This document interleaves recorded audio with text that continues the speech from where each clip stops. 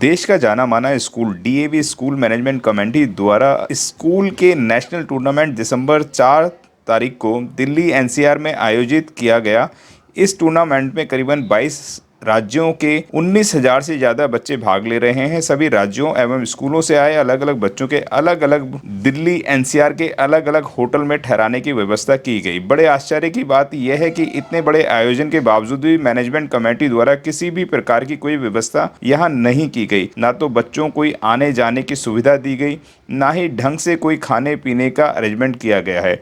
और टूर्नामेंट के आयोजन स्थल जो कि अलग अलग जगह पर हैं, वहां पर भी ना तो किसी तरह का कोई भी हेल्प डेस्क और ना ही ऑर्गेनाइज कमेटी की तरफ से कोई भी व्यक्ति विशेष यहाँ पर नजर आ रहा है। ऐसा लगता है कि ऐसे बच्चों की जान से खिलवाड़ करने का काम किया है। हम इसलिए बोल रहे हैं जान से खिलवाड़ किया है क्योंकि वहां पे जब ये खाना वहां पे बच्चों को मिला तो उस खाने में से झाग आ रहे थे। किस तरीके से मैनेजमेंट कमेटी का जो खाना आया हुआ था, इतने सारे बच्चों का 19,000 बच्चों का खाना यहाँ पर आया हुआ था और मैनेजमेंट कमेटी के जो लोग थे जो खाना दे रहे थे, उन्होंने खुद स्वीकार करा है कि इस खाने में से झाग आ रहे हैं। आप समझिए कि किस तरीके से बच्चे खाएंगे। और 19,000 बच्चों का खाना अगर झाग दे रहा है और बच्चे अगर इसे गलती से खा चुके होते या खा चुके होंगे थोड़े से बच्चे, तो उन बच्चों की जिम्मेवारी कौन लेगा? इतनी बड़ी गलती कैसे हो सकती है मैनेजमेंट कमेटी की तरफ से? आप देखेंगे ना तो कोई बच्चों को लाने की व्यवस्था है, ना उनको छोड़ने की व्यवस्था है, ना ही अच्छे होटल्स का इंतजाम किया गया है। जब हमने इस कमेटी के यहाँ पर आए एक टीचर से जब हमने बात करी तो आप उसका एक ऑडियो जरूर सुन लीजिए। सर, डीएवी के पैन इंडिया के बच्चे हैं, अप्रोक्स 19,000। अच्छा, ठीक है। 19,000 बच्चे आए हुए हैं यहाँ पे, जी जी, है ना। और उनका इन्होंने क्या है, बेसिकली गाजियाबाद में और नोएडा में अलग अलग जगह पर इवेंट्स करवाए हैं, लड़कियों के अलग लड़कों के अलग। जी। और किसी भी तरह का कोई मैनेजमेंट नहीं है। ऐसा लगता है कि इन्होंने पूरा का पूरा इवेंट आउटसोर्स करके मैनेजमेंट वाले सब साइड में हो गए हैं। जी कोई फोन पे सुनने वाला नहीं है। जी। कल सुबह इनका ये था कि भी बच्चों को ब्रेकफास्ट मिलेगा मेजर ध्यानचंद स्टेडियम के अंदर और वहीं पे मार्च पास्ट और ओपनिंग सेरेमनी होगी। जी सर, जी सर। ठीक है, वहाँ पे इनके जो चेयरमैन हैं मिस्टर सूरी, पूनम सूरी, वो भी वहाँ पे थे। उसके बाद में इनका फरमान आया कि भी अब लंच आपको मिलेगा आपके रेस्पेक्टिव वेन्यूज पर, आप वहाँ जाइए। पर ये बच्चों के लिए पॉसिबल नहीं था सर, हमारे लिए भी कि भी पब्लिक कन्वेंस के अंदर हम बच्चों को अलग अलग जगह पे लेके जाएं। डेफिनेटली पॉसिबल नहीं है सर, है ना। फिर उसके बाद में जहाँ हमें बोर्डिंग अरेंजमेंट दिया गया, उसमें भी क्या है, हमें इनिशियली जो होटल बताया गया स्टे करने के लिए, हम वहाँ पहुँचे, परसों की बात है, ओवरनाइट ट्रैवल करके। मतलब आप ये देखिए सर, राजस्थान की टीम में हम लोग सुबह 9 बजे पुरानी दिल्ली नई दिल्ली रेलवे स्टेशन पहुंच गए थे। और वहां से हमें पहले एक जगह पर भेजा गया, फिर वहां होटल वाले कहते हैं जी हमारे पास में कोई अरेंजमेंट नहीं है। फिर इनकी तरफ से जवाब आता है कि अब आप दूसरे होटल पे जाइए। फिर हम लोग वहां गए और शाम को 5 बजे हम लोगों ने चेक इन किया। अरे बाप रे, सुबह के परसों रात को बच्चों को हमने कोई प्रॉपर ब्रेकफास्ट, प्रॉपर लंच नहीं करवाया। रात को 11 बजे होटल के अंदर पैक्ड फूड हमें भिजवाया जाता है जी। तो वो बच्चों ने मना कर दिया क्योंकि सामने स्ट्रीट फूड वगैरह था, तो बच्चों ने वो खा लिया और सो गए बच्चे। जी। ठीक है, कल का मैंने आपको बताया, पहले ब्रेकफास्ट वहाँ मेजर ध्यानचंद में है और उसके बाद में लंच ये कहते हैं कि जी आपका नोएडा इंडोर स्टेडियम में रहेगा। उसके बाद में हमने एनी हाउ ये चीजें मैनेज की। रात को हमें अगेन होटल के अंदर पैक्ड फूड हमें भिजवाया गया।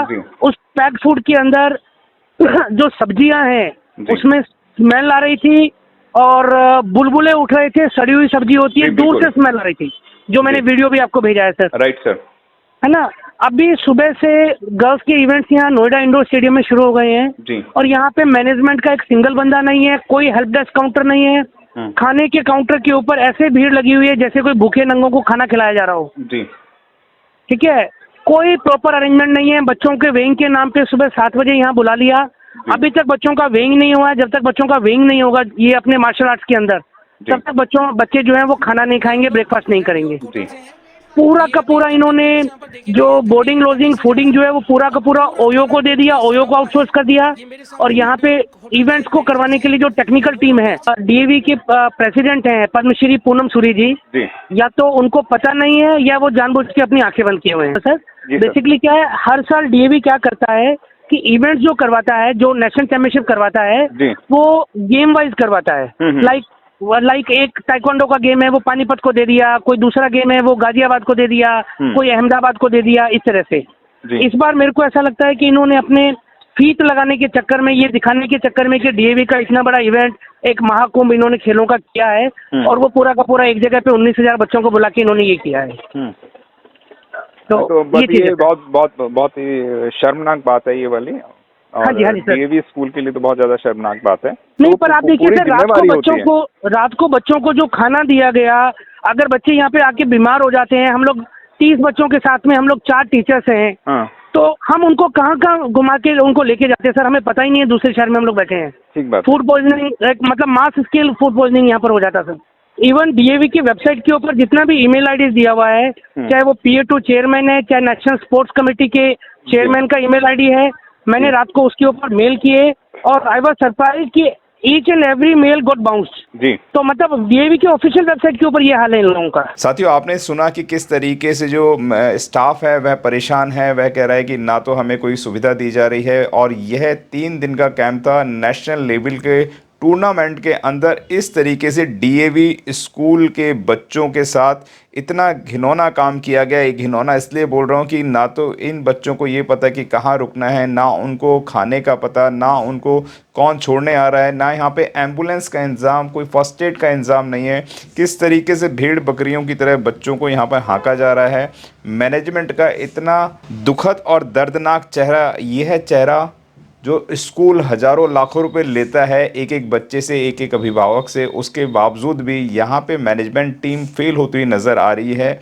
और ये सरकार को भी इस पे, ऐसे स्कूलों पे प्रतिबंध लगाना चाहिए, या इस तरीके के जो अरेंजमेंट होते हैं उनके ऊपर कोई ना कोई टीम गठित होनी चाहिए, ताकि ऐसे बच्चों का जीवन खराब होने से बच सके। आप समझिए कि जीवन खराब मैं इसलिए बोल रहा हूँ ना, क्योंकि जो बच्चे टूर्नामेंट लड़ने आए हैं उनको यही नहीं पता कि उनको खाना कब मिलेगा, और अच्छा खाना नहीं मिलेगा तो किस तरीके से लड़ पाएंगे।